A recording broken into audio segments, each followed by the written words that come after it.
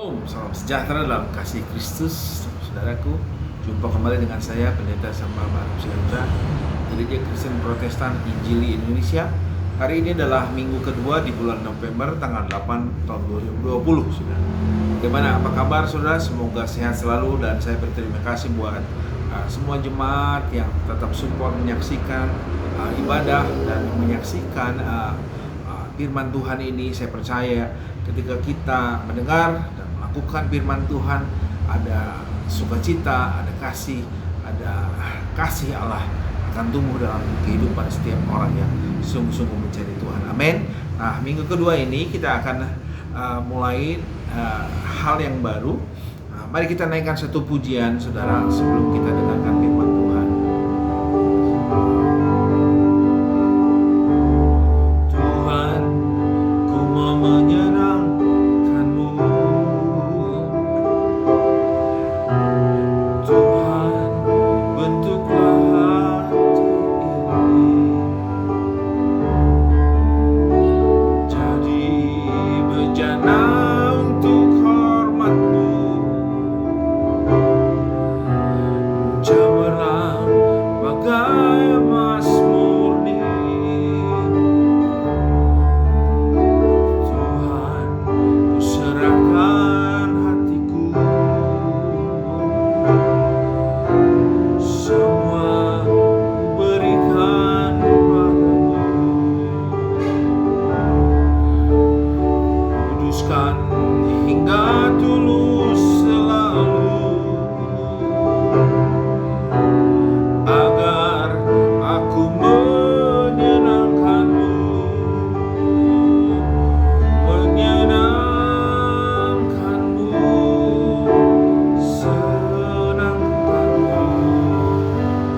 Hanya itu kerinduanku, menyenangkan-Mu, senangkan hatiku. Hanya ini kerinduanku.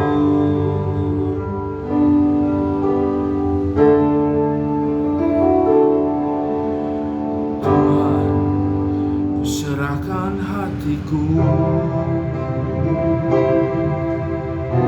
semua ku berikan padamu. Kuduskan hingga tulus selalu, agar aku menyenangkan-Mu,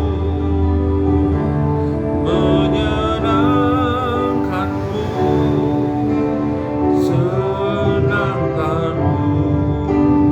Hanya itu kerinduanku,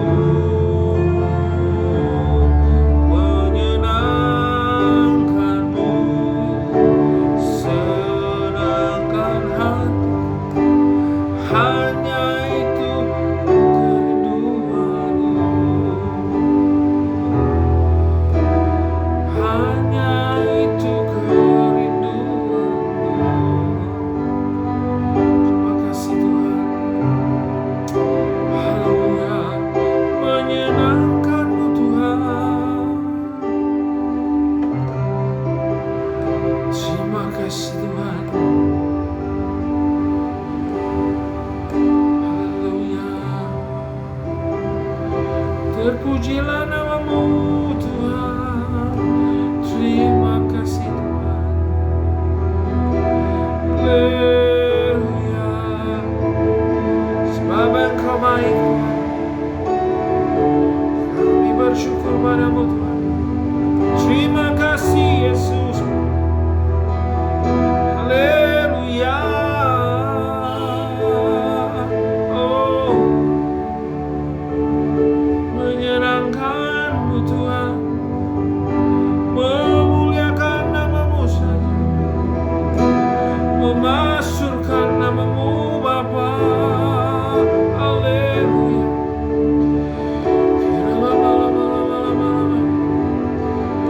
Terima kasih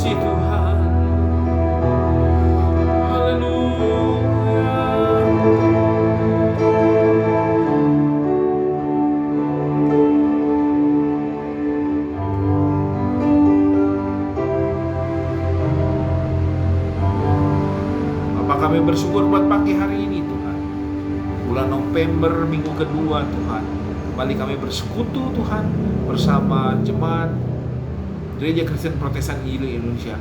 Urapi setiap jemaat Tuhan, bahkan semua yang menyaksikan Tuhan acara ini. Kau lawat dalam nama Yesus Tuhan, sehingga firman Tuhan bukan rutinitas, tapi karena kami butuh Tuhan setiap hari, sehingga hari-hari kami Tuhan makin hari makin serupa seperti Engkau. Inilah tujuan kami, meninggalkan rupa dunia dan kami menuju kepada rupa yang sebenarnya, yaitu Engkau Tuhan kami Yesus Kristus. Urapi hamba-Mu yang tidak bisa apa-apa dan tidak punya apa-apa ini Tuhan, agar bisa menyampaikan isi hati-Mu dalam nama Yesus. Haleluya. Mari semua yang percaya dan siap mendengarkan firman Tuhan katakan amin. Baik saudara, minggu yang lalu kita sudah belajar tentang bahwa pencobaan itu bukan datangnya daripada Tuhan, tetapi pencobaan itu datangnya daripada keinginan kita sendiri. Kita terus-menerus merenungkan hal itu sehingga terjadilah mulai dosa di sana sini dan akhirnya kiamat di dalam kehidupan kita. Nah, hari ini kita akan lanjutkan pelajaran yang kemarin, saudara, sehingga hari-hari kita makin mengalami kasih karunia Tuhan jadi berkat dalam kehidupan sehari-hari di rumah tangga. Nah, gereja bicara tentang yang isinya adalah rumah tangga dan terdiri dari bapak, ibu, dan anak. Nah, setiap hari kita akan ketemukan di mana rumah tangga ada yang seringkali cekcok, saudara, suami dengan istri, anak dengan orang tua, kakak dengan adik, ya, bahkan mungkin dengan mertua. Itu semuanya biasanya datang daripada diri kita sendiri, ya. Mari kita buka firman Tuhan pagi hari ini, saudara, dari Yakobus, saudara. Yakobus 4 ayat 1 sampai dengan 10. Demikian firman Tuhan, Yakobus 4 ayat 1 sampai dengan 10, ya. Perikopnya bicara hawa nafsu dan persahabatan dengan dunia. Sehingga kalau kita melepaskan hal ini, ya, hawa nafsu dan persahabatan dunia, makin hari kita akan menuju kepada kesempurnaan serupa dengan Kristus, sehingga gambaran atau model yang telah Tuhan tunjukkan kepada kita akan kita capai. Nah, ayat yang pertama berkata begini, saudara. Dari manakah datangnya sengketa dan pertengkaran di antara kamu? Bukankah datang dari hawa nafsumu yang saling berjuang di dalam tubuhmu? Kedua, kamu mengingini sesuatu tetapi tidak memperolehnya, lalu kamu membunuh. Kamu iri hati, tetapi kamu tidak mencapai tujuanmu. Lalu kamu bertengkar dan kamu berkelahi. Kamu tidak memperoleh apa-apa karena kamu tidak berdoa. Ketiga, atau kamu berdoa juga, tetapi kamu tidak menerima apa-apa karena kamu salah berdoa, sebab kamu meminta itu dan hendak kau habiskan untuk memuaskan hawa nafsumu sendiri. Hai kamu orang yang tidak setia, tidakkah kamu tahu bahwa persahabatan dengan dunia adalah permusuhan dengan Allah? Jadi barang siapa hendak menjadi sahabat dunia, ia menjadikan dirinya musuh Allah. Ayat 5. Janganlah kamu menyangka bahwa kitab suci tanpa alasan berkata, roh yang ditempatkan Allah di dalam diri kita diingininya dengan cemburu. Ayat 6, tetapi kasih karunia yang dianugerahkannya kepada kita lebih besar daripada itu. Karena itu ia katakan Allah menentang orang yang congkak, ya, tetapi mengasihani orang yang rendah hati. Karena itu tunduklah kepada Allah dan lawanlah iblis, maka ia akan lari daripadamu. Mendekatlah kepada Allah dan ia akan mendekat kepadamu. Tahirkanlah tanganmu, hai kamu orang-orang berdosa. Sucikanlah hatimu, hai kamu orang yang mendua hati. Sadarilah kemalanganmu, berduka cita dan merataplah. Hendaklah tertawamu kamu ganti dengan ratap dan sukacitamu dengan duka cita. Rendahkanlah dirimu di hadapan Tuhan dan ia akan meninggikan kamu. Demikian firman Tuhan, saudara. Jadi kita akan lanjutkan dari minggu yang lalu adalah tentang pencobaan. Pencobaan datangnya bukan dari Allah tetapi dari keinginan kita sendiri. Nah, lanjutannya adalah di sini dikatakan seringkali diketemukan rumah tangga Kristen, orang-orang percaya, saudara, yang biasanya tekun ibadah, rajin ibadah, tapi ketika pulang ke rumah, saudara, dia ketemu dengan keluarga yang sebetulnya ya di sini mementingkan diri sendiri, iri hati, ya. Semua sumbernya dari sini, saudara. Dikatakan ayat 1, dari mana datangnya sengketa, pertengkaran di antara kamu? Bukannya datang dari hawa nafsumu yang saling berjuang di dalam tubuh. Jadi hawa nafsu, saudara, seringkali ingin memuaskan diri kita sendiri, sehingga akan terjadi saudara, akan terjadi pertengkaran, cekcok, dan akhirnya makin hari makin besar, sehingga ada terjadi perpisahan, ada anak yang tidak mau bicara lagi dengan orang tuanya, ya, ada istri tidak mau ngomong dengan suaminya, semua karena apa? Sengketa. Nah, di awalnya di dalam Yakobus ini saya tunjukkan Yakobus 3 ayat 16, saudara buka, berkata begini, sebab di mana ada iri hati dan mementingkan diri sendiri, di situ ada kekacauan dan segala macam perbuatan jahat. Makanya ketika kita lahir baru, kita dibaharui dengan hal yang baru, saudara, mari kita tanggalkan sifat itu. Bahkan dalam perikopnya dikatakan hawa nafsu dan persahabatan dengan dunia. Tanggalkan hal itu, maka saudara akan mengalami namanya sukacita. Makanya Mazmur 133, sungguh alangkah indahnya bila engkau hidup rukun bersama dalam rumah tangga, karena Allah memerintahkan berkat ke sana.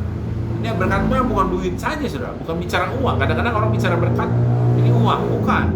Berkat itu bisa bicara tentang kesehatan, sukacita, saudara, ada damai sejahtera, ada terobosan dalam kehidupan kita, sehingga hari-hari kita dipenuhi dengan limpah ucapan syukur kepada Allah. Ini tujuan Allah, saudara. Yang kedua dikatakan, kamu mengingini sesuatu. Nah, pencobaan kemarin, keinginan, saudara. Tetapi kamu tidak memperolehnya, lalu kamu membunuh. Kamu iri hati, tetapi kamu tidak mencapai tujuanmu. Lalu kamu bertengkar dan kamu berkelahi. Kamu tidak memperoleh apa-apa karena kamu tidak berdoa. Atau kamu berdoa juga, tetapi kamu tidak menerima apa-apa karena kamu salah berdoa. Sebab yang kamu minta itu hendak kamu habiskan untuk memuaskan hawa nafsumu. Jadi berdoa juga, saudara, harus perhatiin. Kalau saudara berdoa minta sesuatu hanya untuk memuaskan dirimu, contoh, saudara, banyak orang yang salah kaprah. Contoh, kita pingin orang tua. Saya mengalami kemarin, orang tua kami udah umur 90 lebih, ya, 90 lebih, dan mendekati ulang tahunnya ke 90. Dia datang ke Bandung dan cerita secara pribadi kepada saya, jangan didoakan lagi saya biar umur panjang, saya sudah capek. Tapi kebanyakannya kita salah kaprah, kita berdoa terus biar sehat terus. Padahal orang yang bersangkutan ini sudah capek. Bahkan Tuhan bilang di Mazmur, dikatakan Mazmur 90, 70, 80 orang kuat. 80 itu kebanggaannya apa? Susah payah, saudara. Ya, mami saya bilang, saya sebenarnya udah capek sekali. Kesana kemari, sudah nggak kuat. Biarlah, jangan doa umur panjang lagi karena nah, dikatakan kita berdoa tujuannya adalah gini. Tujuannya adalah kerajaan Allah dimuliakan di muka bumi. Contoh seperti begitu. Kita mendoakan orang tua, doakanlah sesuai dengan kebutuhan, sesuai dengan firman Tuhan. Begitu maksud saya. Bukan saya tidak setuju orang tua umur panjang, tidak. Puji Tuhan kalau umur orang tua kita panjang. Tetapi yang paling penting kita harus tahu proses Tuhan harus terjadi. Ya, proses pengkhotbah itu, pengkhotbah 3 itu harus terjadi, sehingga hari ke hari kita makan memperoleh pengertian tentang takut akan Tuhan. Jadi tidak salah berdoa. Kita berdoa terus habis-habisan, orang tua kita sehat, padahal orang tua kita udah ampun-ampunan, udah kecapean, pingin pulang. Sementara kita habis-habisan terus berdoa, pingin terus sehat. Ya, saya tidak menentang biar itu terus panjang, tetapi satu hal yang kita harus tahu, bahwa semakin tua orang tuh semakin capek. Ini firman Tuhan yang pertama, ya. Dikatakan, atau kamu berdoa tetapi kamu tidak menerima apa-apa karena kamu salah berdoa. Nah, salah berdoa. Begitu juga kalau kita meminta sesuatu berkat Tuhan, kita salah berdoa. Karena apa? Hawa nafsu dikatakan, ya. Sebab kamu minta itu hendak kamu habiskan untuk memuaskan hawa nafsumu. Nah, ini nggak boleh terjadi. Jadi dikatakan di ayat selanjutnya bahwa barang siapa hendak menjadi sahabat dunia, ya, ayat yang keempat, saudara, dikatakan, hai kamu orang tidak setia, tidakkah kamu tahu bahwa persahabatan dengan dunia adalah permusuhan dengan Allah? Jadi barang siapa hendak menjadi sahabat dunia, ia menjadikan dirinya musuh Allah. Ya, seringkali kita kan lihat suara yang terbanyak, ya, seringkali mendengar, ya nanti nggak enak lah, apa kata dunia kalau kita begini. Padahal firman Tuhan jelas-jelas kasih tahu, kalau kita bersahabat dengan dunia, kalau kita mulai mulai kita maklum, ya ini kan masalah, biarlah apa-apa. Padahal sebetulnya, ya kalau dosa ya dosa, kalau salah ya salah, kalau benar ya benar, ya. Jadi di atas segala itu udah dari kuasa gelap, ya. Ayat kelima dikatakan, janganlah kamu menyangka bahwa kitab suci tanpa alasan berkata, roh yang ditempatkan Allah di dalam diri kita diinginnya dengan cemburu. Perhatiin baik-baik, maka firman Tuhan berkata, mulailah kita tanggalkan hawa nafsu kita. Nah, ayat selanjutnya sebenarnya jawaban daripada masalah kenapa sih dalam rumah tangga tidak maksimal, ya. Suami kadang-kadang pendapatannya kurang, istri kadang-kadang kurang, anak kadang-kadang kurang juga. Karena ada begini sebenarnya. Ayat selanjutnya menjelaskan. Yang pertama tadi adalah karena masalah hawa nafsu, ya. Terus bersahabat dengan dunia itu memungkinkan kita untuk kitanya jatuh di dalam dosa dan akhirnya kita tidak mengalami kasih karunia Tuhan. Nah, ayat 6 sampai 10 ini dijelaskan, Saudara, solusinya, jalan keluarnya. Tapi kasih karunia ayat 6 berkata dianugerahkannya kepada kita lebih besar daripada itu. Karena itu ia katakan Allah menentang orang congkak, tetapi mengasihani orang yang rendah hati. Congkak tuh begini, Saudara. Congkak tuh kalau diperintah sama Tuhan tidak mau lakukan, itu congkak, Saudara. Ya, banyak orang rajin ibadah, tekun, mana kuat dia beribadah, tapi diperintahkan Tuhan untuk mengasihi saudaranya, untuk mengampuni saudaranya, untuk saudara tidak bersahabat dengan dia tidak mau lakukan. Nah, itu congkak, Saudara. Kelihatannya dia seperti yang tekun, padahal sebetulnya dia congkak ini karena tidak mau dengar firman Tuhan. Karena orang yang rendah hati yang bisa menerima firman Tuhan. Ya. Ayat 7 berkata begini. Karena itu tunduklah kepada Allah. Ya. Tunduklah kepada Allah dan lawanlah iblis. Makanya banyak orang minta doa ke gereja, Pak tolong doain. Kenapa? Karena dia sebetulnya hatinya di atas, dia tidak mau tunduk pada firman Tuhan, firman Allah, sehingga dia tidak punya kuasa dalam doanya untuk melawan iblis. Ini dijelaskan ayat 7 berkata, karena itu tunduklah kepada Allah dan lawanlah iblis. Selama engkau tunduk pada Allah, ya, apapun yang dikerjakan oleh kuasa gelap, ingat, kita di dalam kerajaan Allah tidak ada yang menjadi bisa lawan kita. Kenapa? Allah beserta kita. Emmanuel, Allah beserta dengan kita. Jadi saudara, kemanapun saudara pergi, saudara harus tahu Allah menyertai saudara. Tapi kalau saudara pergi kemana-mana saudara tidak menyadari bahwa Allah hadir, nah saudara makanya bikin dosa karena karena saudara tidak sadar bahwa Allah bersama-sama dengan saudara ketika saudara terima Yesus sebagai Tuhan dan Juru Selamat pribadi. Dimanapun saudara pada ingat, Allah beserta dengan engkau. Engkau bikin dosa dimanapun juga Allah tahu. Ya, selanjutnya dikatakan, karena itu tunduklah kepada Allah dan lawanlah iblis. Itu satu-satunya kunci kalau kita mau menang lawan kuasa gelap. Maka ia akan lari daripadamu.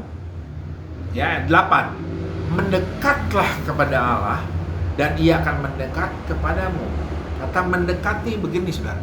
Saudara harus punya bangun pagi itu punya rasa bersyukur sama Tuhan, datang berdoa sama Tuhan, datang kalau kita mau pergi kemana-mana bilang Tuhan kalau Engkau izinkan hambamu begini. Saudara harus ngomong kalau Tuhan izinkan, jangan kita kesana tanpa kita berdoa dulu minta tolong sama Tuhan. Ya, mendekatlah kepada Allah dan ia akan mendekat kepadamu. Kata mendekat ini begini, saudara. Mendekat itu saudara baca firman Tuhan, lakukan firman Tuhan, itu mendekat. Mendekat itu begini, saudara. Saudara tidak besarkan hawa nafsu saudara. Contoh misalnya, contoh sederhana lah kelihatan. Kalau di gereja kita rohani memang shalom paling gampang. Shalom, gimana, apa kabar? Tapi saudara pingin melihat orang Kristen yang sungguh-sungguh takut akan Tuhan atau tidak kelihatan di mana? Di pesta pernikahan biasanya. Kalau nggak pesta ulang tahun. Contoh ya, Kalau kita habis ada pernikahan, terus ada pestanya, udah gitu kan berdoa dulu pendeta untuk makanan. Selesai berdoa akan kelihatan mana yang sebetulnya mengasihi diri sendiri, yang benar-benar sungguh-sungguh takut akan Tuhan akan kelihatan. Begitu amin, kelihatan yang mengasihi diri sendiri mah langsung buru-buru, ambil piring duluan, makan duluan, itu duluan, cepat, ya. Bahkan mungkin berlebihan dia ngambil karena dia mementingkan hawa nafsunya sendiri. Tapi kalau orang yang bertuhan tidak, dia akan tenang aja, santai, karena sukacita dia bukan karena dapat makanan duluan, tidak. Sukacita dia adalah ketika dia lakukan firman Tuhan dengan benar dan sungguh-sungguh kepada Tuhan. Ini sebenarnya yang kedua, ya. Jadi mendekatlah kepada Allah, maka Ia akan mendekat kepadamu. Tahirkanlah tanganmu, hai kamu orang berdosa, dan sucikanlah hatimu, hai kamu orang yang berdua hati. Jadi saudara, tangan kita tahirkan. Artinya mungkin kita tidak mengampuni orang, ya. Mungkin kita masih dengki sama orang, ya. Mungkin kita masih iri sama orang. Mari minta ampun, beresin, saudara, ya. Jangan terus-menerus yang berdemikian dipelihara. Kenapa orang bikin usaha gagal terus? Karena tidak mengampuni orang yang menyakiti dia. Ya, mungkin bosnya yang lama dulu, mungkin saudara ya pernah kerja, saudara sering tipu-tipu kerja. Saudara itu ada tuayannya, saudara, hati-hati. Banyak orang tidak menyadari. Dulu sering tipu sana, tipu sini, ya. Sering berbohong pada bos, sering berbohong, sering korupsi waktu. Saudara, itu ada tuayannya, hati-hati. Makanya saudara kalau mau beres, cucikan hatimu, tanganmu, bereskan, minta ampun. Bila perlu datangin orang yang minta maaf. Agar apa begini? Agar kasih karunia Tuhan tidak terhalang, saudara. Ya, agar kuasa dari kegelapan tidak menyerang saudara, karena saudara harus tunduk pada Allah. Kata tunduk sama Allah arti saudara mengakui kesalahan saudara. Ya, terbuka. Ingat, kalau berkata keterbukaan adalah awal dari pemulihan. Orang mau pulih bagaimana? Saudara kalau datang ke dokter, ya, mau periksa ke dokter, dokter tentu bertanya, Pak, sakit apa? Nggak mungkin gitu, ayo dokter, tebak saya sakit apa? Kan dokter langsung panggil satpam. Ambil ini orang gila, kenapa kesini? Salah sasaran. Saudara harus terbuka, Pak, saya sakit ini dok, saya sakit ini. Saudara harus terbuka. Untuk diperiksa pun kita harus buka baju, karena kita harus terbuka.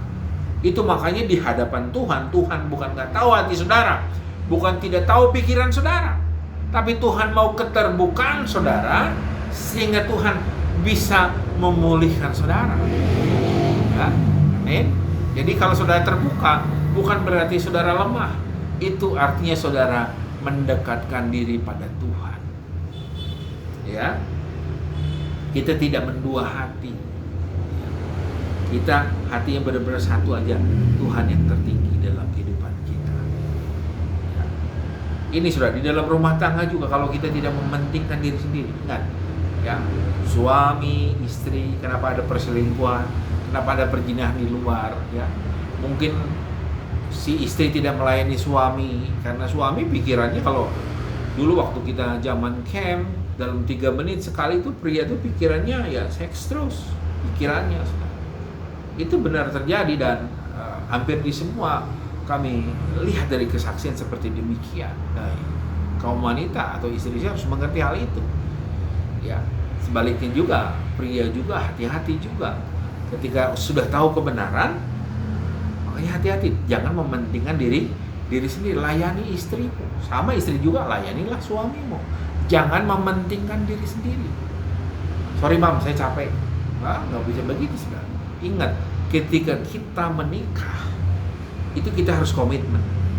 Makanya orang yang menikah di gereja berkata harus dewasa, bukan anak-anak. Orang dewasa adalah orang yang walaupun capek, walaupun tidak mood, walaupun tidak suka, walaupun tidak enak, tetapi dia tetap komitmen. Kenapa? Yang terpenting adalah begini, yang terpenting adalah dia melakukan firman Tuhan. Sudah lihat di 1 Korintus 7, semua tentang pernikahan di situ. Ya, tujukan. Kenapa terjadi banyak perselingkuhan, perzinahan? Semua bersumbernya adalah daripada hal-hal yang sepele, yaitu mementingkan diri sendiri. Ya. Coba kalau tidak mementingkan diri sendiri, pasti akan ada damai sejahtera, ada sukacita. Ya. Nah, selanjutnya dikatakan ayat 9, saudara berkata, sadarilah kemalanganmu, berduka cita dan merataplah. Hendaklah tertawamu kamu ganti dengan ratap, dan sukacitamu dengan duka cita. Rendahkanlah dirimu di hadapan Tuhan, Ia akan meninggikan kamu. Jadi saudara, sumber kasih karunia, sumber berkat Tuhan sebenarnya di mana kita merendahkan diri kita, mendekatkan diri kita kepada Tuhan, mencuci hati kita, membereskan tangan kita, agar kita tidak mementingkan diri sendiri. Yang terakhir dikatakan, jangan kita bersahabat dengan dunia. Oh Pak, saya tidak bersahabat. Saudara, kalau lebih sering mendengarkan kata orang daripada kata firman Tuhan, saudara sama dengan bersahabat dengan dunia. Ya. Itu makanya jaga hati kita baik-baik. Ini firman Tuhan bukan? Ini dari Tuhan bukan? Kalau bukan, saudara jangan masukkan ke dalam pikiran dengan hati saudara, jangan. Tetapi terimalah setiap kebenaran firman Tuhan dan jangan ditunda-tunda, lakukan. Sehingga kau akan mengalami namanya saudara kasih karunia. Ingat, kalau kita pria, suami, bapak, kita punya istri dan anak yang perlu kita beri makan, maka kasih karunia akan turun. Jangan gara-gara kita korban, istri kita dan anak kita jadi terlantar. Sama dengan ibu-ibu juga. Ya, ingat, suamimu adalah bagian dalam dirimu. Dua menjadi satu. Jangan kita pikir, suami biar ini biar kapok. Jangan. Karena engkau adalah bagian daripada suami. Sama anak juga demikian. Orang tua perlu didukung oleh anak. Sehingga apa? Akan ada damai sejahtera, ada sukacita. Inilah Yakobus menasihati kita, saudara. Firman Tuhan pada pagi hari ini, saudara, buat jemaat yang terkasih, sehingga dalam masa susah COVID-19 pandemi ini, saudara akan mengalami banyak terobosan, banyak kasih karunia. Karena apa? Kita lebih menundukkan diri pada Tuhan. Kata menundukkan diri adalah saudara harus berdoa, cari Tuhan, ya. Datang beribadah melalui online seperti sekarang lebih mudah, lebih gampang sebetulnya. Saudara tinggal buka online, saudara dengarkan, lakukan di rumah. Karena kita sering ketemu dengan keluarga daripada sering ketemu dengan orang gereja. Ya, hari-hari ini saudara, mari kita mulai makin hari makin dekatkan diri kita kepada Tuhan. Jangan izinkan saudara kuasa gelap, cekcok itu saudara, mari tanggalkan. Cekcok berawal daripada kita mementingkan diri kita sendiri, ya.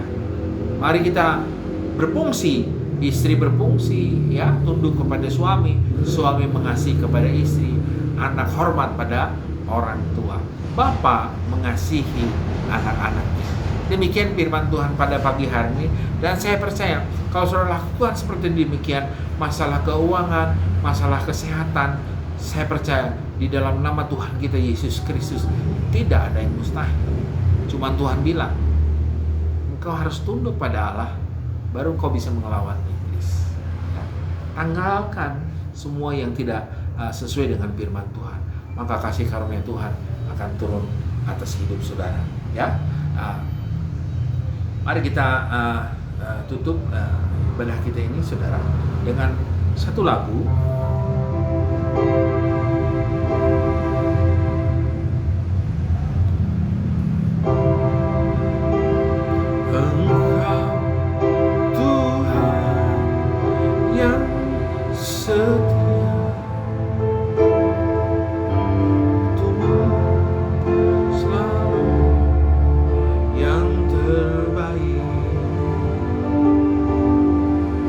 Engkau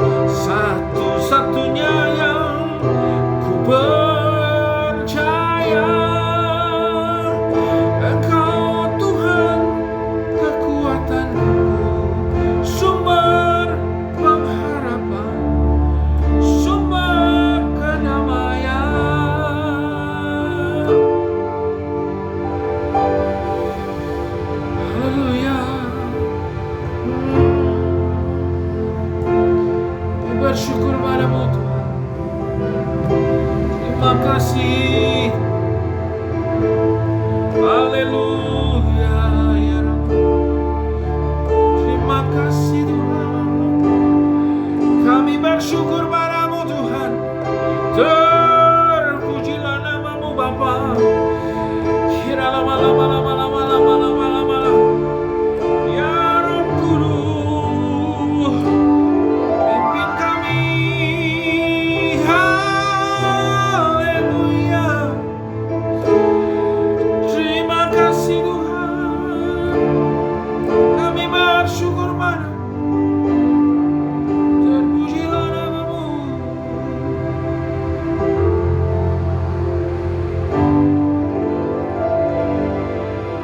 Terima kasih Tuhan.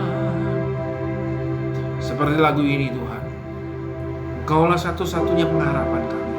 Engkaulah Allah yang kami kenal dalam nama Yesus. Mulai sekarang, seperti firman Tuhan katakan, kami harus tunduk pada setiap firman Allah. Mari kita tanggalkan sifat keduniawian kita, persahabatan dengan dunia. Mari kita bereskan. Kalau kita pernah punya iri, punya kedengki kepada sesama, mari datang pada Tuhan minta ampun. Kalau perlu engkau ketemu orang yang kau minta ampun, bereskan. Agar kuasa darah Yesus, kuasa kasih Kristus mengalir melingkupi setiap rumah tangga orang percaya. Agar kita berdoa dengan sungguh-sungguh. Berdoa artinya melibatkan Tuhan dalam kehidupan kita. Berdoa artinya mengubah pola hidup kita, pola pikir kita berubah. Karena Allah senantiasa mendengarkan setiap doa-doa kita yang sungguh-sungguh. Terima kasih Tuhan. Tuhan kau lawat setiap jemaat Tuhan di masa kesusahan ini Tuhan. Kau berdoa mungkin secara ekonomi mulai Tuhan mereka rontok, tapi kau berdoa dalam nama